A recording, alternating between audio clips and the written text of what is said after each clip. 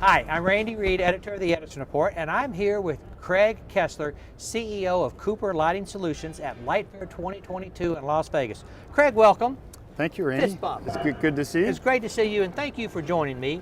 And you and I last did this, I think, Light Fair in what year? It's probably been a little before Light Fair in 2020. Okay, and the acquisition had just occurred. Yeah. And a lot has happened during that time.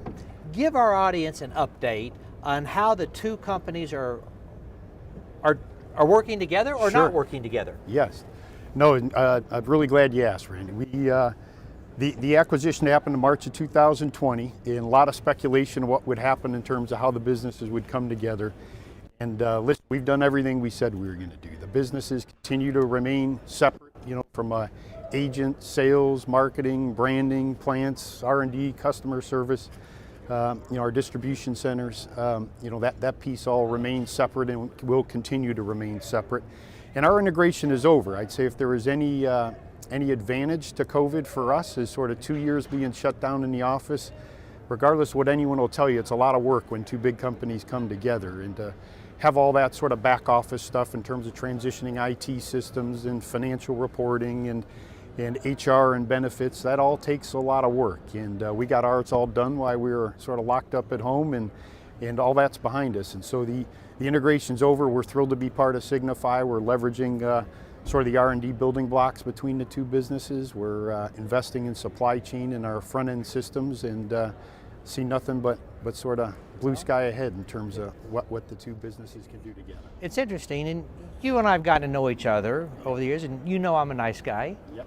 And you told me 2 years ago you were going to keep it separate, and I politely nodded Yep. and said, inside, right. Yep. But you did it, and I never thought you would. Yep.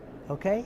Well, congratulations, and we hear from the marketplace that it's working. Yep. There's no confusion, and I didn't think it would work. I was skeptical, and it does appear that it has worked. Yeah, it absolutely has worked. We're thrilled to be part of Signify. It's the right home for Cooper Lighting, and we're already back to sort of pre-COVID levels in terms of our sales and where we see the market going. Well, tell us a little bit about what you're doing with 3D printing. Yeah, no, it's a great example of leveraging a Signify technology. This is not something that we had been working on prior to the Signify acquisition. We very quickly became excited about it. Signify's had success in many other areas of the world, does tens of millions of dollars in this technology, and we're just showing here at the show, and also showed at NeoCon in the last couple of weeks. Won 3 big awards there, but we're launching a pretty extensive portfolio of products called Shaper Printalux, which means printed light. Printalux. Printalux.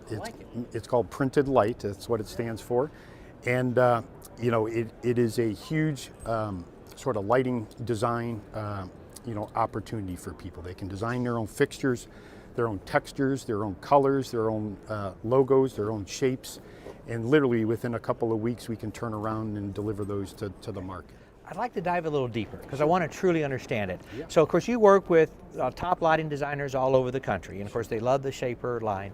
So a lighting designer would tell you this type of fixture that they want. Yes. Perhaps it is a downlight. Yep. And then you could 3D print the trim? Is that how it would work? So yes, that could absolutely happen. What you'll see at the show is we have a bunch of pendant type products, and many different shades. And these shades are going to be sort of our standard offering, but literally a lighting designer could give us a drawing, a CAD file of any sort of shape that they would desire. Texture on the inside and the outside of the fixture.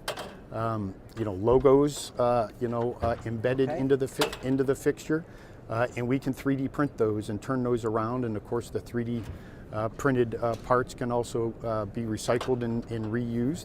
And in addition to that, we're also working on 3D printing some of our sort of key components in our factories, right? Such as?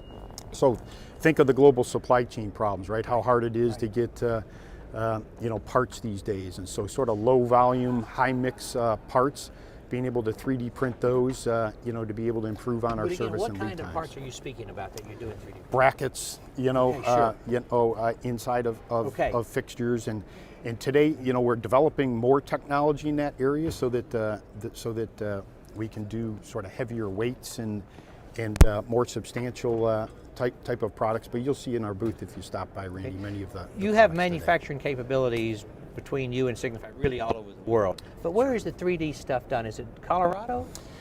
We do have capability in Colorado. We have some in Peachtree City.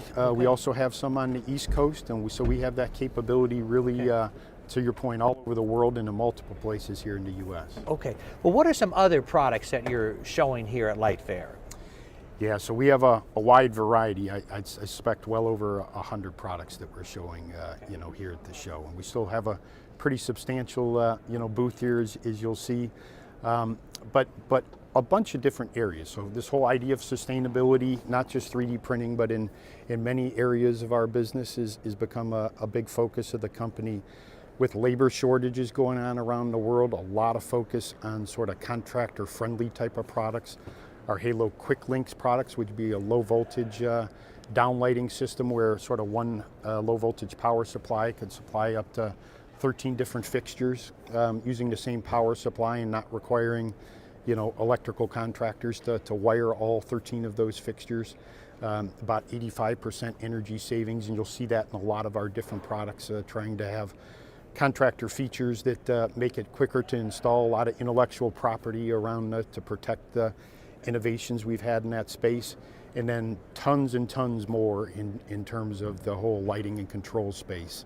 And I'd say maybe the last area, Randy, is a lot more focus on optical control and visual comfort.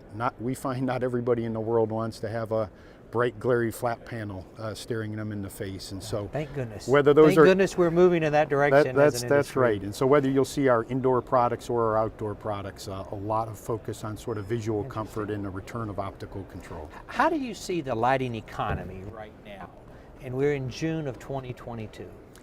Yeah, so I'd say it's a sort of a tale of two stories, Randy. If you look at sort of our sales year to date, our orders, our backlog, or if you were to talk to agents and distributors and contractors right now, which I've done a bunch this year, been traveling quite a bit, sort of record sales numbers, you know, record backlogs, and feel really good, you know, about where the business has been. Of course, some of that's price, not just in the lighting industry, but more generally for distributors and contractors. But there's a fair amount of volume in there as well.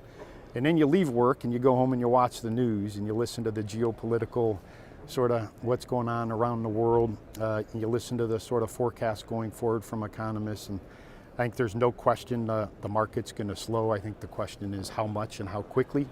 But listen, what I know is we can't control the market. What we can do is we can control how we perform in the market. And we'll, I think over many years have demonstrated being able to gain share both in times of, you know, prosperity as well as times of things tightening, and that's what we'll be planning to do regardless of the outlook going forward. So, will you take any preemptive strikes given the fact that a recession may be coming in the next few months?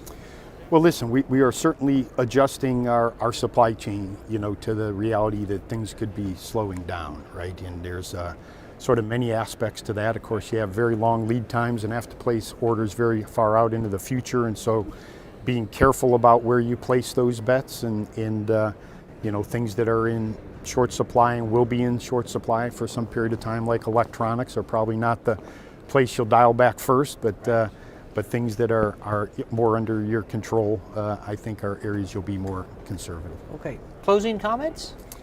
Well, listen, it's great to be back in person, you know, with customers, and we've been out, our sales teams have been out, but be good to reconnect with the whole lighting community here at the show at Light Fair this year. All right. Well, thank you so much for joining us. We appreciate it, Kraig, and it's great seeing you. Thank you so much, Randy.